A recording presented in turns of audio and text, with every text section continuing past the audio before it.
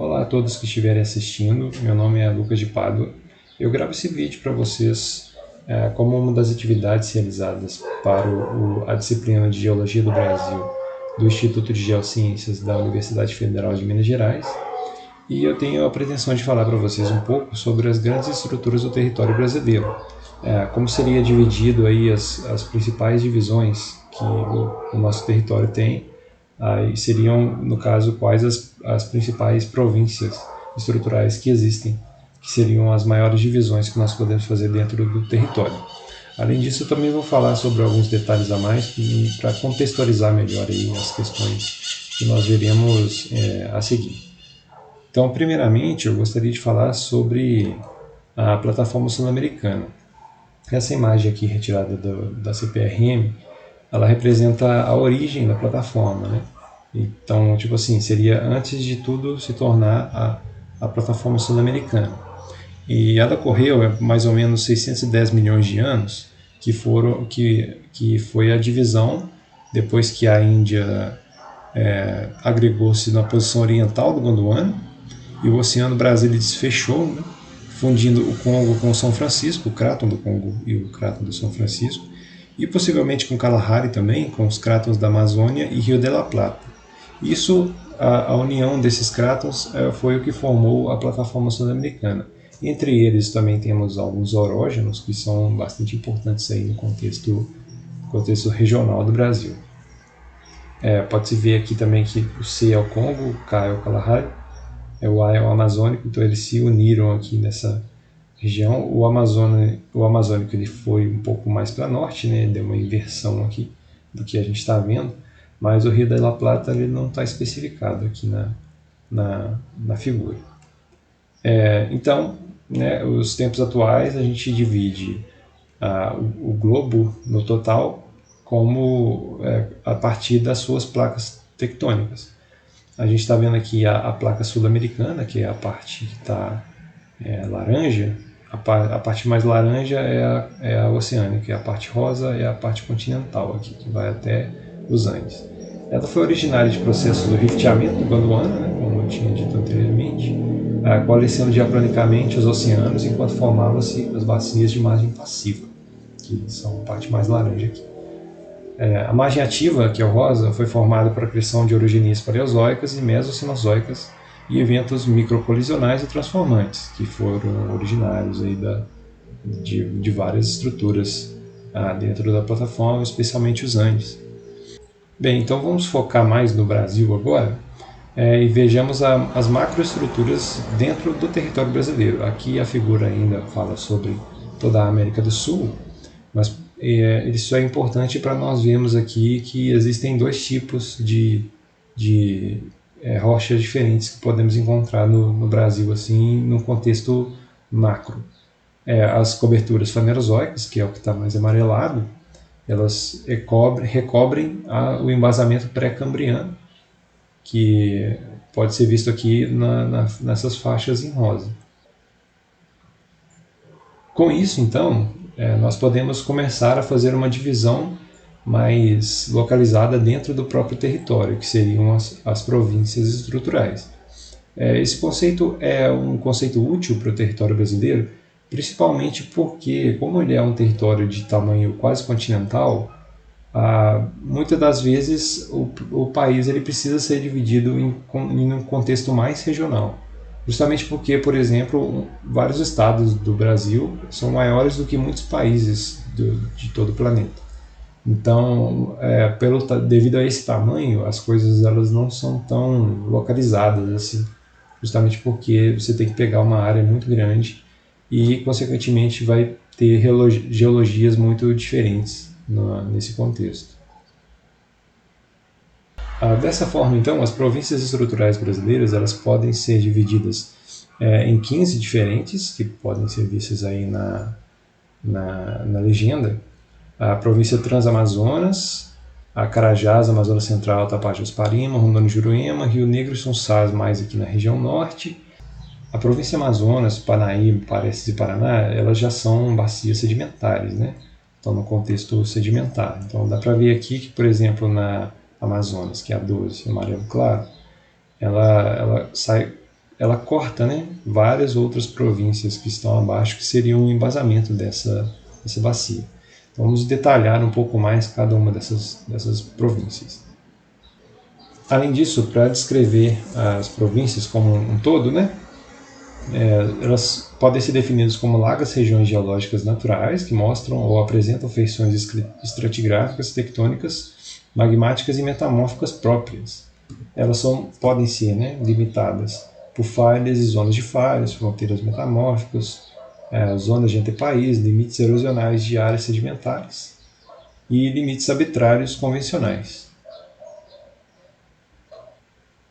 A primeira das províncias que vamos falar é sobre o Craton do São Francisco. Ele é bastante conhecido, principalmente na região sudeste do Brasil, justamente por ser uma das maiores províncias aí que tem nessa região. Ela segue daqui do sul de Minas Gerais, vai passando até o Tocantins e pega praticamente toda a área da Bahia, né? As principais características dela são semelhantes a algumas outras, como vamos ver aqui, mas são principalmente formadas por predomínio de estruturas pré-brasilianas, tem vários ciclos de coberturas sedimentares e vulcanos sedimentares, e seu embasamento é composto por núcleos de microcontinentes, né, arqueanos, e faixas móveis paleoproterozoicas a mesoproterozoicas. Aqui na legenda nós podemos ver o detalhamento das rochas, né, mostrando aqui que existem embasamentos arqueanos paleoproterozoicos, depois seguido pelos paleoproterozoicos, chegando por fim aos fanerozoicos, essa região aqui do Craton de São Francisco. Também podemos observar aqui o Craton Amazonas, ele é localizado aqui na região norte do Brasil. Ele é dividido em várias províncias diferentes, como pode ser observado aqui pela legenda. A primeira delas também é a mais superior, né, superficial, é a bacia do Amazonas, que está descrito como coberturas fanerozoicas.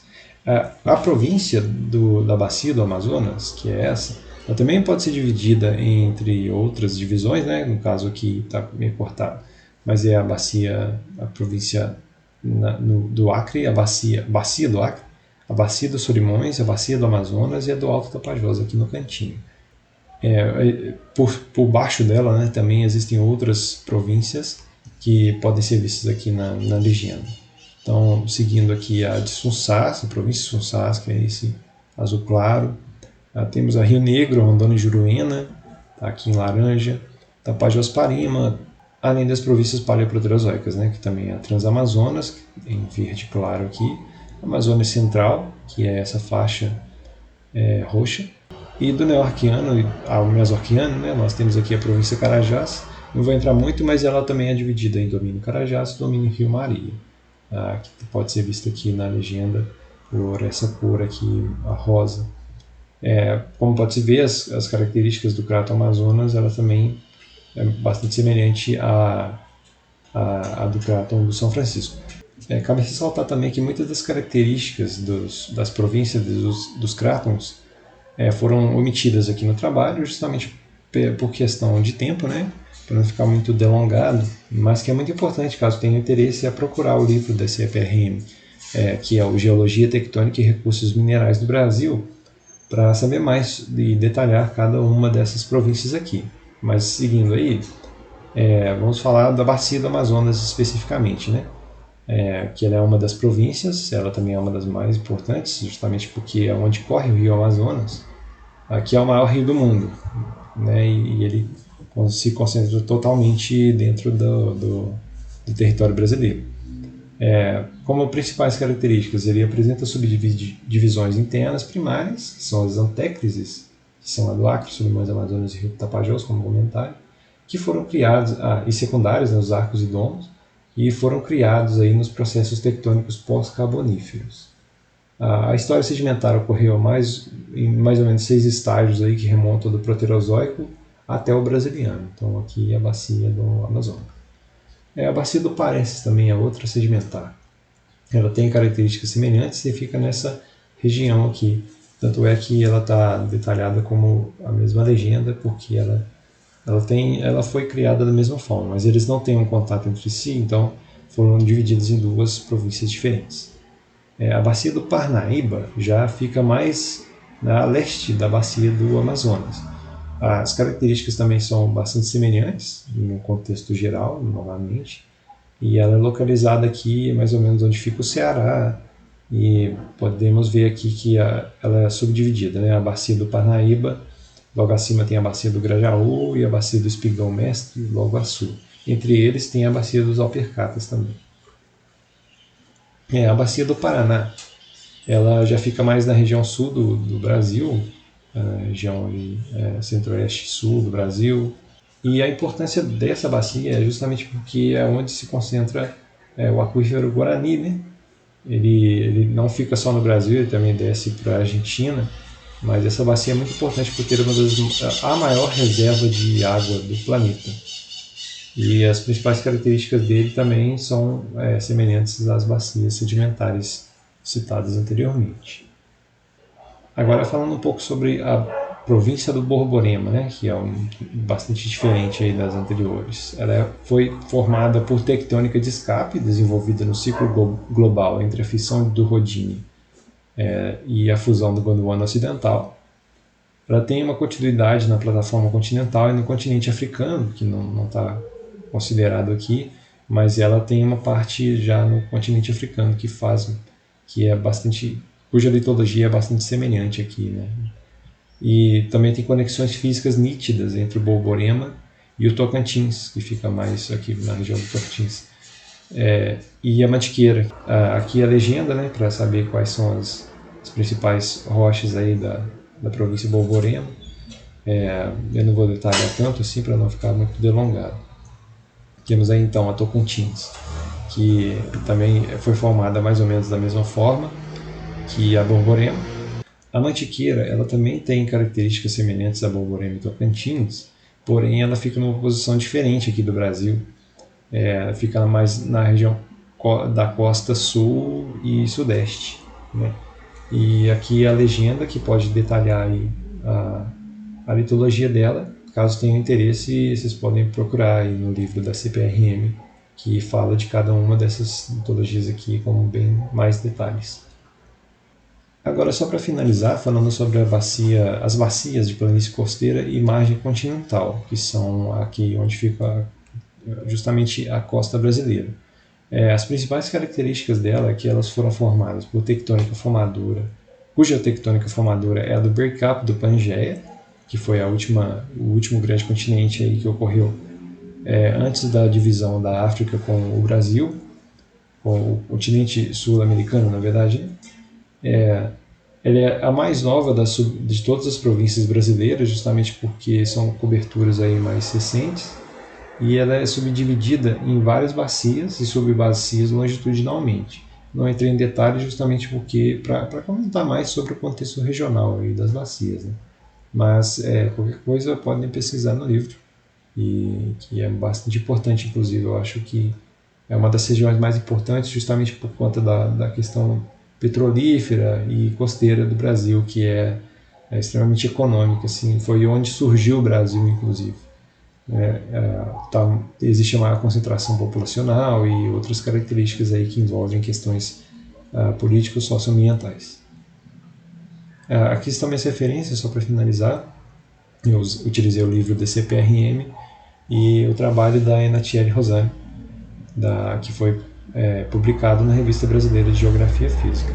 É isso aí, gente. Foi algo bem básico assim mesmo, mas novamente só reforçar que, caso seja importante pesquisar mais a respeito de cada uma das províncias, então deem uma olhada no livro da CPRM de Geologia, Tectônica e Recursos Minerais do Brasil. É isso aí, então, gente. Obrigadão e até uma próxima.